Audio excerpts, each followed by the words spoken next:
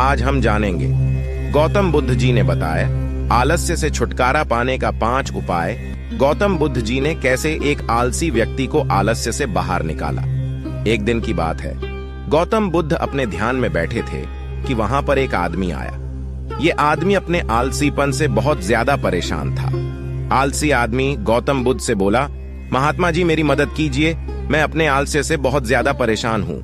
आप ही कोई उपाय बताइए जिससे मैं आलसीपन से छुटकारा पा सकूं। गौतम बुद्ध ने उस व्यक्ति से कहा, पहले मुझे यह बताओ कि तुम्हें क्यों लगता है कि तुम आलसी हो।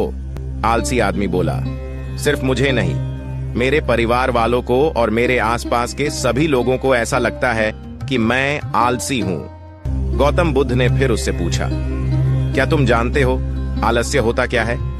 आलसी व्यक्ति बोला, नहीं, मैं नहीं जानता कि मैं इतना जरूर जानता हूं कि आलस्य बहुत बुरी चीज है। इसकी वजह से मुझे बहुत नुकसान हुआ है जीवन में। गौतम बुद्ध बोले, जिस परेशानी से तुम छुटकारा पाना चाहते हो, पहले उसके बारे में पूरी जानकारी ले लोगे तो उससे छुटकारा पाना आसान हो जाएगा। आलसी व्यक्ति बोला, भगवान इतनी बुद्धि तो मुझ में नहीं है, आप ही मुझे इस समस्या के बारे में जानकारी दीजिए। गौतम बुद्ध बोले, आलस्य एक मानसिक अवस्था है, एक विचार है जिसे जाने अनजाने में हम खुद ही जन्म देते हैं। आलस्य 2 मूलभूत कारणों की वजह से ही जन्म लेता है, एक है शारीरिक और दूसरा मानसिक। शारीरिक कारणों में पहला कारण है गलत तरह का भोजन।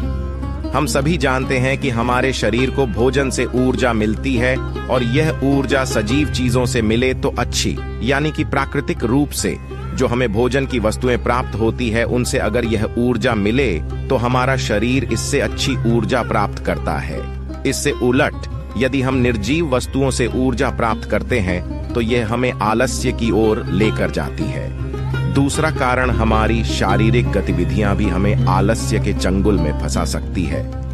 गौतम बुद्ध ने आलसी व्यक्ति को अपने शिष्यों की तरफ इशारा करते हुए कहा कि देखो, इनके चलने फिरने बैठने के तरीकों में तुम्हें कुछ अलग नजर आ रहा है।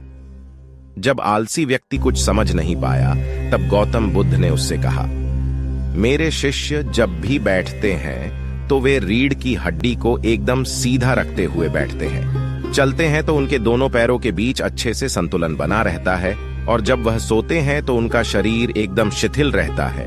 ऐसा करने से उन्हें रात्रि में एकदम सही तरीके से नींद आती है। आलसी व्यक्ति बोला, लेकिन नींद तो आलस्य का की एक स्वरूप है। बुद्ध बोले, हाँ, अगर उसे ज्यादा मात्रा में लिया जाए तो।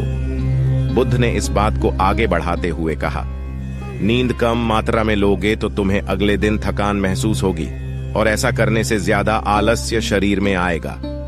नींद ज्यादा लोगे तब भी यही परिणाम होगा, इसीलिए नींद को ना ज्यादा ना कम, एकदम सही मात्रा में लेना अति आवश्यक है। आलसी व्यक्ति बोला, हाँ, यह तो मैंने भी अनुभव किया है। बुद्ध बोले, अब मानसिक कारणों के बारे में जान लो। मानसिक कारणों में सबसे पहले है हमारी पुरानी गलत धारणाएं। अक्सर ऐसा होता है कि हम पहले जिन कामों में असफल हो चुके हैं, हमारे अंदर ऐसी भावनाएं बन जाती हैं कि हम उस काम में हमेशा असफल होते रहेंगे, जिस वजह से हमें उस काम को करने में आलस आता है। ऐसी धारणाओं से छुटकारा पाने का एकमात्र उपाय यह है कि हमें अपने मन को यह समझाना चाहिए कि पिछली बार हम जब उस काम में असफल हुए थे तो हम उसके बारे में जितना जानते थे, अब हम उस काम के बारे में उससे ज्यादा जानते हैं, क्योंकि असफल होने के बाद हम उससे काफी कुछ सीखे भी हैं। बुद्ध बोले, दूसरा कारण है आलसी और कामचोर लोगों की संगत।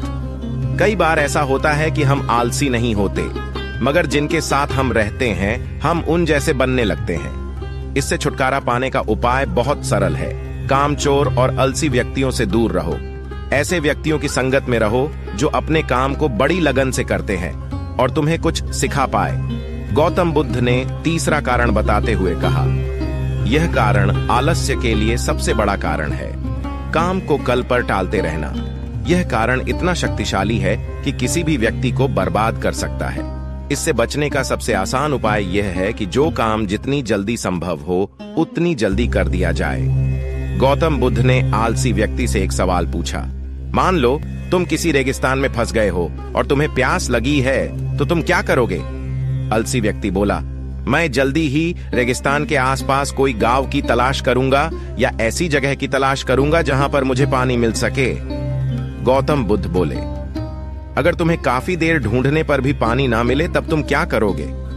आलसी व्यक्ति बोला, मैं तब भी अपनी तलाश जारी रखूंगा, क्योंकि ऐसी परिस्थिति में मेरे पास कोई और दूसरा विकल्प तो होगा ही नहीं। गौतम बुद्ध बोले, बिल्कुल सही। और यही है मानसिक स्तर पर आलस्य का चौथा कारण, किसी भी निश्चित लक्ष्य का ना होना। यह भी आलस की ओर लेकर जाता है। अब सुनो, पांचवें कारण के बारे में गौतम बुद्ध बोले, सोचो कि तुम्हारे पास काफी सारे सोने के दागिने हैं जो तुम्हें एक जगह से दूसरी जगह लेकर जाना है।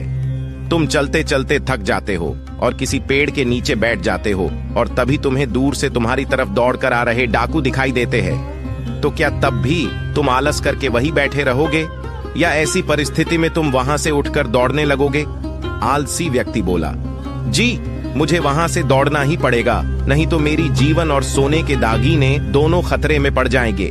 बुद्ध बोले, यानी कि तुम्हारे पास एक ठोस वजह होगी दौड़ने के लिए। यही है आलस्य का पांचवा कारण, किसी भी काम के लिए ठोस वजह का ना होना। आलसी व्यक्ति महात्मा बुद्ध की बातों से संतुष्ट हुआ। वह बोला, महात्मा जी, मैं अब आलस्य के बारे में सब कुछ जान चुका हूं और अब मैं इन सभी कारणों पर काम करूंगा और अपने आलस्य को दूर भगा दूंगा। दोस्तों, आशा करता हूं गौतम बुद्ध और आलसी व्यक्ति की कहानी आपको अच्छी लगी होगी। ऐसे ही शिक्षात्मक वीडियो के लिए हमारे चैनल को जरूर सब्सक्राइब करें और लाइक करें। धन्यवाद।